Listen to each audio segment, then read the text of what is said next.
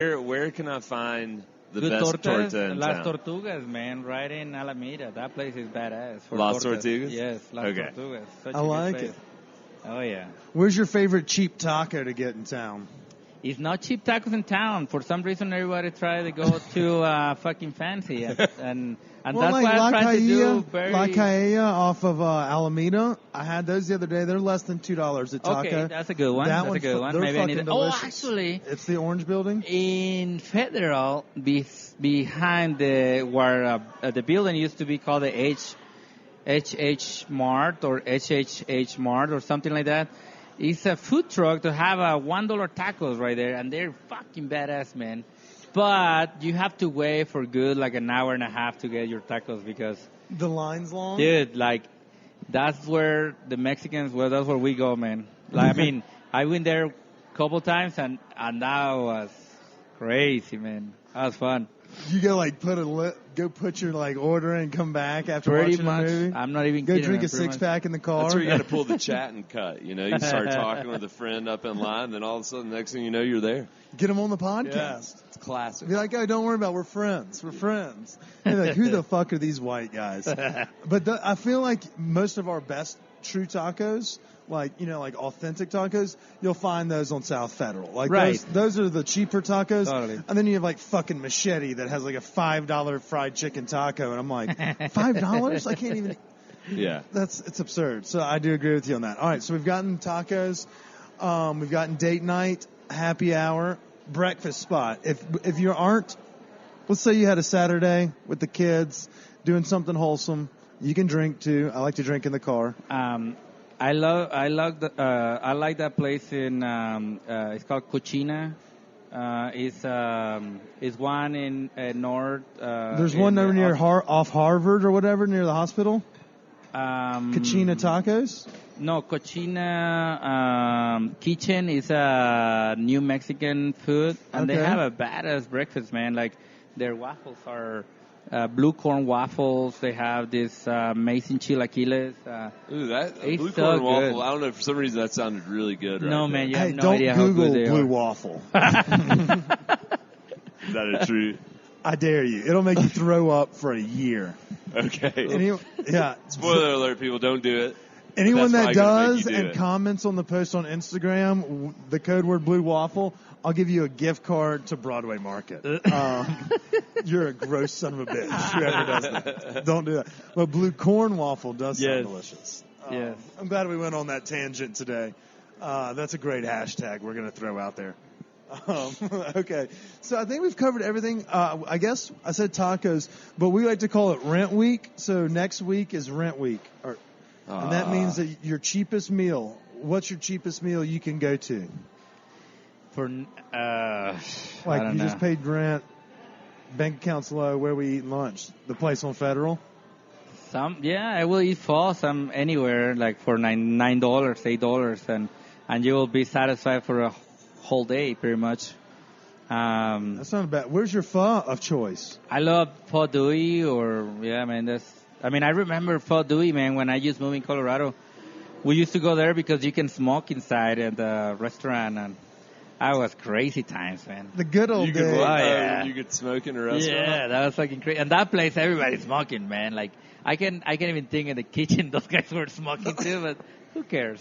It adds a little something to it, is my feeling too. Because when you smoke when you cook, you kind of lose a little bit of your taste buds, so you have to add a little more spice. So if someone comes in there that doesn't eat, maybe regular hot food, they're about to get a rude awakening. Super salty pho in that time. It's better now, but yeah. Well, that guy's smoking 2 packs a day, obviously. Yeah. Guy smoking Marlboro Reds is making the broth, and there's just a fuck ton of flavor. All right. So Pho Doi, I know that one fairly well, and then we get put on New Saigon often because they have like a cheap banh mi, like those $4 sandwiches. Oh, really? I didn't even know that. Yeah, so cheap tips right there. That's a fun one. I think the last question we have for the Get to Know You phase are cheap tips, and this one's from the Fillmore Denver. What's the last concert you caught? Collie Butts in Cervantes. Okay. And then what's the next concert you're most excited about? I want to go check it out. Steel Pulse in Red Rocks for the Reggae and the Rocks. Yeah. Okay. So, You're gonna go for a little winter wet Oh, rocks. hell yeah. Dude, it gets fucking cold out there. I usually wait until like mid-May to go to Red Rocks. Yeah, you're not going to find me up at the rocks like in the wintertime. I don't know. I mean, I wish we have somebody like Alvarosi coming to Denver. For some reason, never come here. But, well, what we can do. I like it. All right, so this next segment, this one is one that we do for all of our listeners. I'll let Chris do it. I have it written out. It's a little rapid fire. And Rapid Fire this week is brought to you by the delicious foods at Broadway Market. Come down here and try one of the mini kiosks. They got everything from tacos to sushi bar with fresh sushi flown in daily. They've got empanadas. They've got pastas. They've got Pizza. Oh, yeah, I forgot about the pizza place. Yeah, Royal Rooster chicken sandwiches from our friend. Yeah. I mean, there's a little bit of everything. So, come on, it's a great place for date night. Girls don't always have a decision on where they want to eat. Give them the option of 7 locations. And then, obviously, a full bar and coffee as well. Right. Yep, so go ahead. That was a great ad read by me. Chris? That was pretty good. Explain the rules and play the game.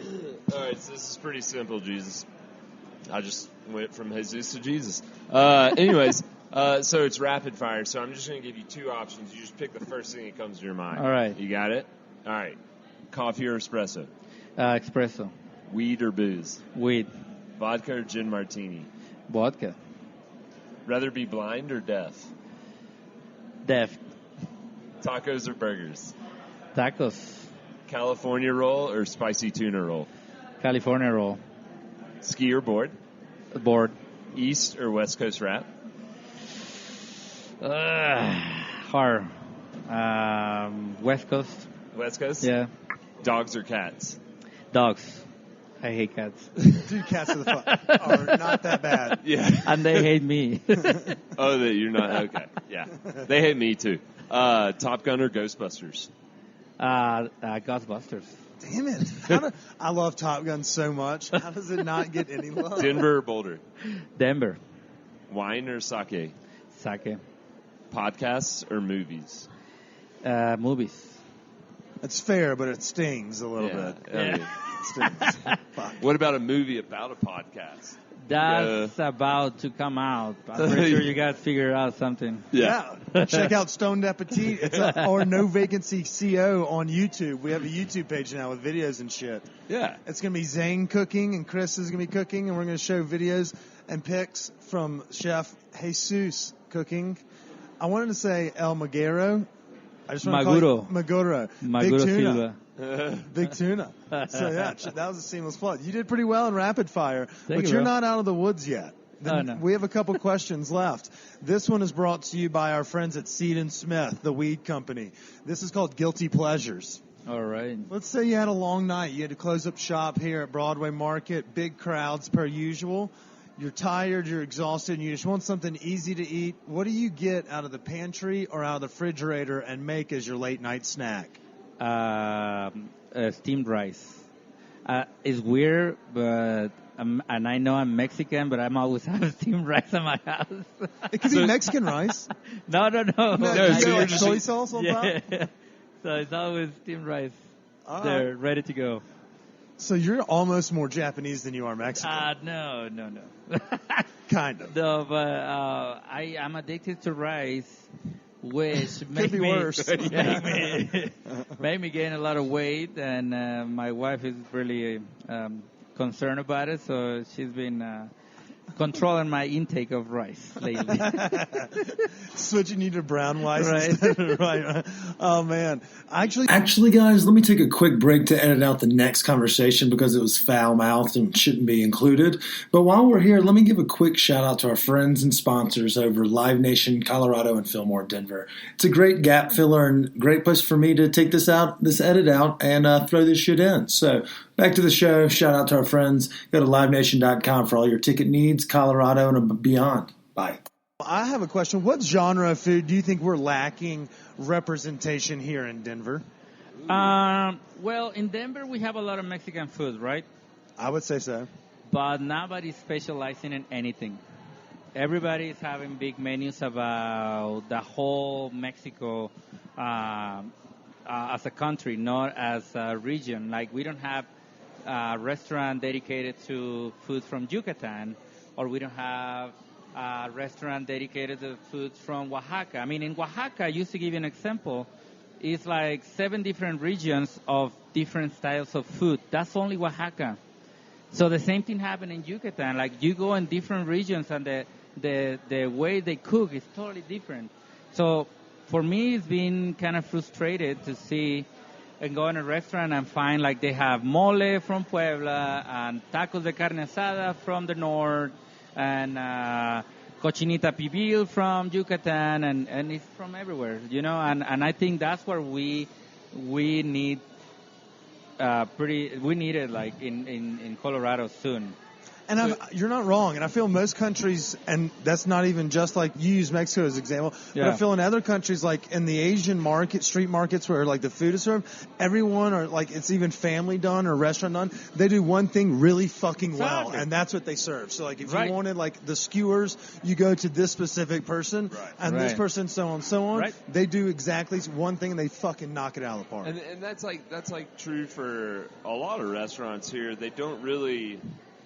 If it's an ethnic cuisine, they don't really focus on one particular thing, part. They focus on the larger picture. Like like Frasca, you know, it specifically focuses on Friuli, Italy, which is different than all the other Italian places. And, you know, and just like in Mexico, like I worked with a chef one time from Veracruz, and like, you know, they're by the coast. They had totally different, like, you know, their seafood, the seafood that they ate and the way they prepared it was vastly different than what you would get, like, you know.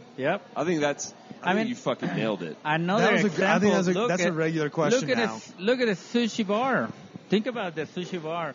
We not only sell sushi, we have to sell tempura, and we have to do. I mean, people is asking for udon. People is asking for katsu. And if you know, I mean, those are totally different restaurants in Japan. I mean, people specialize in one thing. Specialize in tempura, and that's it. You're not going to find something else. Or udon. Or you go in a sushi bar, it's only sushi. You don't get in tempura. Or, you know, and you have That's a really good point. You need to have all these options because, I mean, in America, we want to have options. No matter what, we like the options. But I feel like maybe the evolution we're gonna get in the point where we're gonna start specializing in small things, and that's gonna change. I would love that. I'm all for less options. Like sometimes I get to a place and I'm like, Jesus fucking Christ, I just want an easy choice. But like I want to get something from this place because it focuses on this. Yeah, I want to get my drunken noodles from a place that's like, we have fucking dank ass drunken noodles. Like US Thai used to be like pad Thai specific and very pad Thai heavy. And then they since grew out a little bit, you know, broadened their horizons and maybe got a little lackadaisical in some aspects. I love that. That's a great answer. And I think that's a question that's going to be a regular staple because I'm curious what we need to do to continue to succeed. So that's awesome. Are you excited about the future of Denver? Do you think it's optimistic? I think this is just the beginning, man. It's just the beginning. A lot of chefs, I mean, you see it. Like I said before, chefs from other states are looking at us now, and they try to come and bring their concepts. But let's look at what we have in Denver already. Let's look in the people that's been here forever, because a lot of that people has been doing way better than any other states.